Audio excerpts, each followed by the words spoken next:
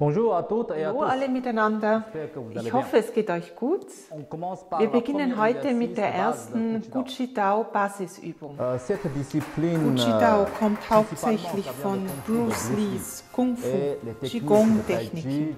Und ich habe diese Techniken nur in eine aktualisiertere Sprache übertragen.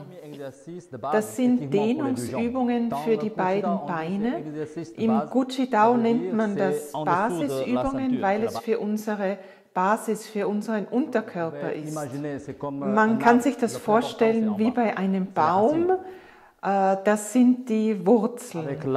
Im Alter hat man dann mehr Schwierigkeiten mit dem Gehen und alles hängt von der Kraft und der Beweglichkeit der Beine ab.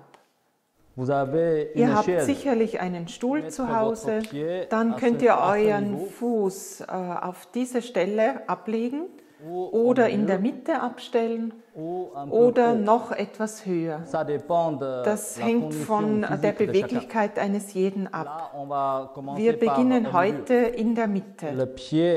Der Fuß befindet sich in einer vertikalen Stellung, der andere Fuß am Boden zeigt nach vorne. Das ergibt einen 90-Grad-Winkel.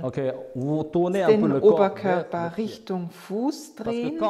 Durch diese Drehbewegung wird dieser Teil der Muskeln gedehnt. Also man übt nicht nur das Bein, das auf dem Stuhl abgelegt ist.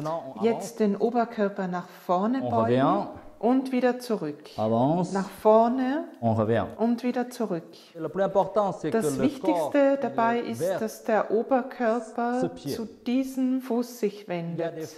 Man kann auch manchmal die Hände hier auf dem Oberschenkel geben und etwas nach unten drücken oder beide Arme baumeln lassen. Diese Übung kann man ganz gut im Alltag üben. Wenn man zum Beispiel das Auto saugt, dann verliert man nicht viel Zeit dabei und gleichzeitig trainiert man seinen Körper damit. Für Gucci-Dao gilt: Übe im Alltag, lebe die Übung. Dann kann man das andere Bein nach dem gleichen Prinzip trainieren, den Fuß vertikal auf den Stuhl stellen und mit dem Oberkörper nach vorne gehen.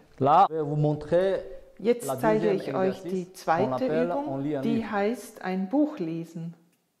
Die Hände sind in dieser Stellung, die Finger schauen zueinander, die beiden Beine so weit auseinanderstellen, bis der Fuß, die Fußaußenseite in einer Linie mit der Schulter sich befindet. Die Knie sind dabei leicht gebeugt, so als ob man sich auf einen Stuhl setzen würde. Der Rücken ist sehr gerade, so wie eine Wand. Das kann man dann 1-2 Minuten so aushalten. Das Ziel ist die Entspannung des Rückens, den Rücken und die Schulter. Und dann den unteren Rückenbereich beim Becken entspannen. Immer ganz gerade ausschauen, so als ob man ein Buch lesen würde. Im Alltag kann man das dann praktizieren, wenn man zum Beispiel fernsieht.